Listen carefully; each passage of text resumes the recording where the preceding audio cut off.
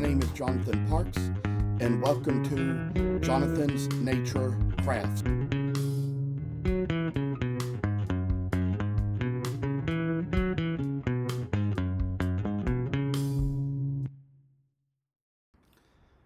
I must inform you that I do not live in this house by myself, but live here with other people.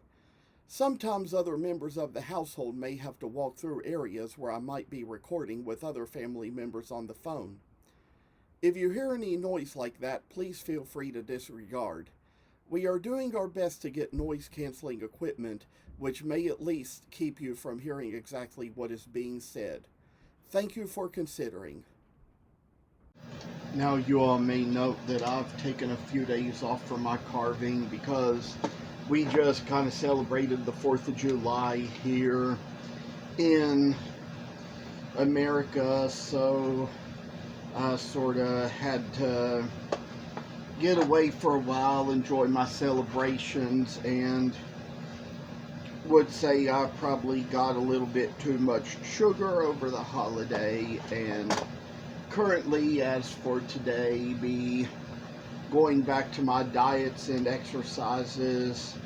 I kind of would say I got back to my exercises yesterday and back to my dieting today, so that's how little things like that have just kind of worked out so much for us. And as for how we do, I say that work is going to be coming along. Got all my stuff packed up for my show this weekend. I'm going to be at the Kirksville Community Center and be, doing a little show where it's going to be for Christmas in July. All my stuff's packed up for it and ready to go.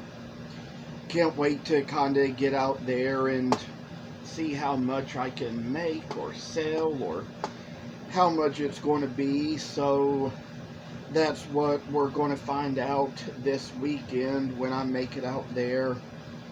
We do need to find out which side is going to stand on this, because what we're going to start doing now is making these little Alpine St. Nicholas figures from these little timbers, and this is the one that is African mahogany, and we are going to be making these in ways that are just so much quite similar to how we always kind of did all the old things we did to make the St. Nicholas figures. And we've got the same 3 breeds of wood, the walnut, the African mahogany, and the genuine mahogany in our hands to work with. And I say that when we kind of stand things up a bit, see how they're going to work, see how they're going to go, they're going to be a little more better to work with for us, and to kind of see what a little work shall do when we come down to the very things we make. And right here I've got the little blanks of the genuine mahogany about to be ready to go, and I say with these little walnut ones, stand them upright and kind of put the lines right into them in the places where these little lines should go, to make them be just the little figures that they are. And come down to it, the blanks shall stand just right, make it so we shall see how old St. Nicholas, the Alpine St. Nicholas, is going to turn out when we all get him done. And I'd say I won't have these done in time for my show this weekend, but there is a certain other shows I'll have coming up in the fall that I'll be getting a lot of stuff ready for and have them on the way to do. So I'd say for what this is going to take, we've got business in our hands to deal with, and I say a lot of time and work and effort shall go into what we make to make these things stand as tall as they will, to become the statues of a man who, might not have preferred to have been worshipped in his days. Probably just an ordinary man used by God. So that's kind of what we see that saints in those days were. I don't personally believe in worshiping saints, but I'd say that this is just one of those things where we kind of believe in all the old history about people and things they kind of did on this earth that made them into the characters of tradition that they eventually came. Forgot to focus the camera down here while I was drawing these lines, but I'd say here's how the lines are drawn and how I put them in. Almost had that little knife kind of go through my finger there. I just gave it 50 strokes on the leather strop before I started working on this video, so it might even just be kind of sharp right now for what we have, but I say that these are the little lines that shall make the figure stand out to what it's supposed to be. And then I say that for all these figures, there's been the people who have been around for years of my life, always seen the way I kind of do these things and make all these things just to kind of show how character is involved in this world. And perhaps one day I could get around to maybe getting bigger tools and maybe making some bigger Santas. Maybe it all just depends on what I have, what I can find. But I tell you, sometimes bigger things can just be a whole lot more work and a whole lot more detail, and kind of be the kind of thing where you end up having to charge people so much more. It's kind of hard to get a good price on things because, people just don't pay a lot of money for art, and depending on what it is and how much work you put into it, they might purchase it if it's something they really like or something they might enjoy. So I say, as for how a little work goes into the pieces, we got just the right size for good old Saint Nick. And all the things in life about kids, and the way they kind of stop believing in him at a certain age, but we get grown up and we believe in little magic that kind of comes our way, and sometimes there's things we kind of believe in, but in kind of a different way. So we all just kind of express things a little bit differently from one of us to the next. We may not have the mind of a child when we're an adult, but sometimes, we kind of speak in ways that kind of measure out to whatever one would like to know or see. I say that this is just kind of among the work we have where we kind of have little lines we're going to make to show just who a real old-fashioned Santa Claus is, or is supposed to be, or should be, when we kind of get the work in him done. So that's just kind of how we see a little project. And there are some projects that I kind of make because I find them in books and they're probably the ones I like. So I say we're going to get around to where we will just kind of, get little wood removed and kind of take care of St. Nick the way he should be, and kind of like come down to where this mahogany will get kind of soft.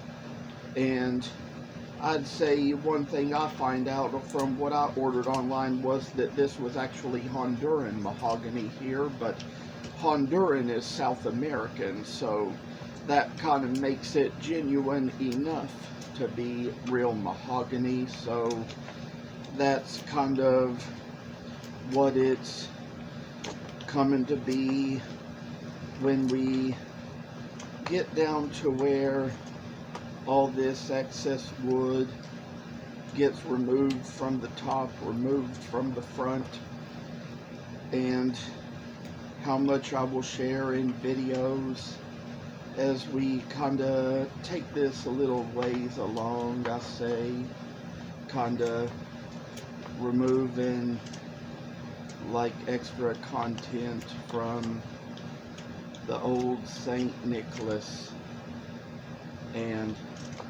I say that this is just kind of some ways we measure along to see how a saint is fit for our work. I'd tell you it was a good thing I had my glove on there, because it could have sliced my hand otherwise. This knife, with the way it went, could have. So it's kind of always a good caution to wear one when you carve, even for the littlest steps. So I say kind of take another little stroke along here, and got a little bit extra to remove along this way, and so come down to where we're going to see just what we have for a little figure that comes out as St. Nick. I think we're going to take a same little stroke along an African mahogany one. It's always kind of interesting how sometimes with African and mahogany and genuine mahogany, the shades of brown can kind of change depending on where in the tree the wood is. There was some of each that I purchased from the woodcraft store that was like where the genuine was darker than the African. In this case, the African is darker than the genuine. It can always just kind of depend on things like where in the tree it comes from, whether the tree grew up on a hill, whether the tree grew close to water. And I'd say that this is also just a piece of African mahogany that might be a little bit interestingly grained. So that's why it might be getting to be a little bit of a struggle to carve it here, and might be just like those pieces of African mahogany from which we carved that Holy Family from the last video. I do think that both came off of the same block that I had purchased in the mail. So with a little work here, we remove the excess wood we don't need, and come down to where we see just places where the grain shall be a little easier to carve. And I know for this wood, I know what Charles Womack is going to be getting on here commenting to say is that looks like some hard wood, you better be careful. It's kind of what he did on certain ones where we were kind of carving the little mangers for that Holy Family scene. And so I say with some of the work we've put involved in our pieces. You know, we kind of got to be careful how we go about the grain, because sometimes the grain can be a little bit twisted here and there. So I tell you, I always find ways to carve around old twisted grains.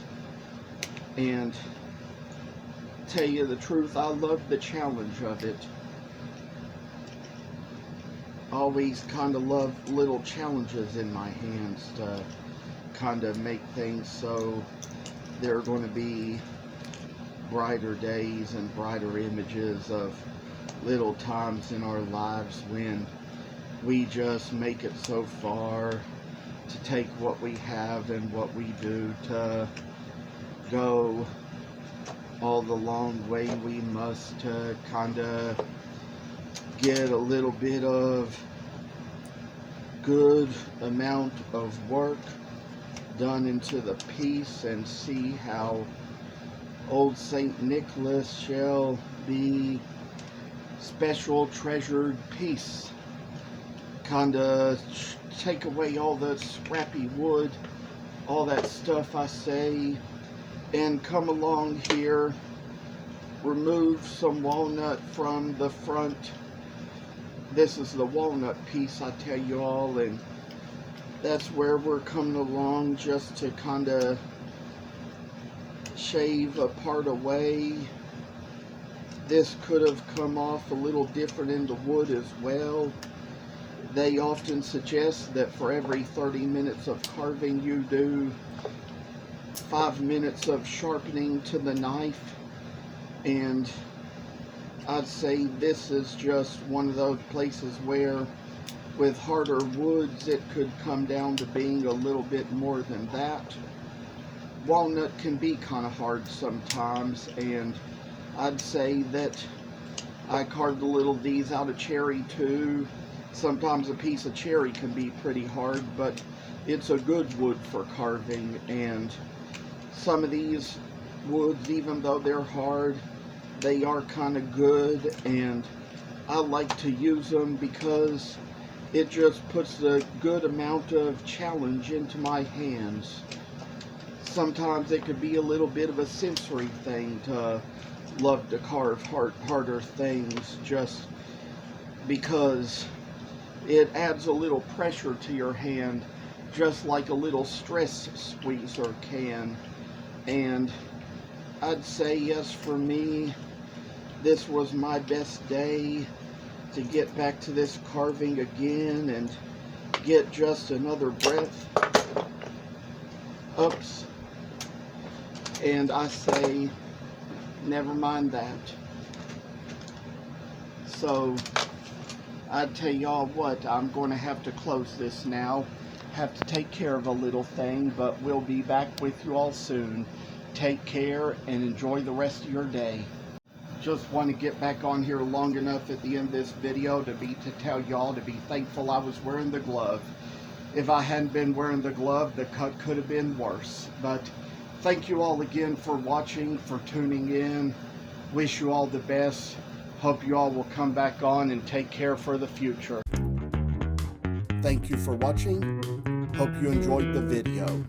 And if you haven't already, please subscribe to this channel. I hope to see you in the next video. Stay tuned.